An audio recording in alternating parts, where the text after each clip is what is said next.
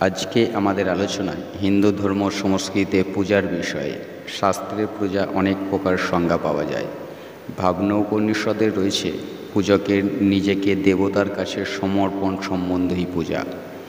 আবার মহানির্বাণতন্ত্রে সেবক এবং ঈশ্বরের ঐক্যকে পূজা বলা হয়েছে। পূজার উদ্দেশ্য, শ্রীমদ্ ভগবদ্ গীতায় শ্রী ভগবান বলেছেন, দ্রব্যময় যজ্ঞ এবং জ্ঞানযজ্ঞ শ্রেয়স্কর। সকল কর্ম ব্রহ্মজ্ঞানের পরিসমাপ্তি হয়।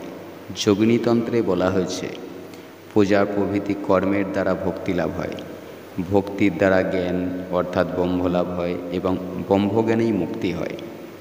পূজার প্রকারভেদ, বিভিন্ন শাস্ত্রের অধিকারী, উদ্দেশ্য ইত্যাদি কারণে পূজার বিভিন্ন প্রকারভেদ লক্ষ্য করা যায়।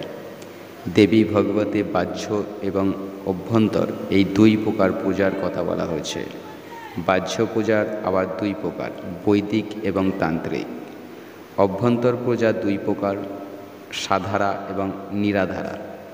রুদ্রযামল বচনে দেখা যায় যে তান্ত্রিক পূজার তিনটি বিভাগ করা হয়েছে। সেগুলি হল নিত্য, নৈমিত্তিক এবং কাম্য। গন্ধর্বতন্ত্রে আবার নিত্য, নৈমিত্তিক এবং কাম্য পূজাকে যথাক্রমে সাত্ত্বিক, রাজসিক এবং তামসিক পূজা বলা হয়েছে। রুদ্রযামলে পূজার তিনটি প্রকারভেদ হল মানস, সাক্ষাৎ, বচময়।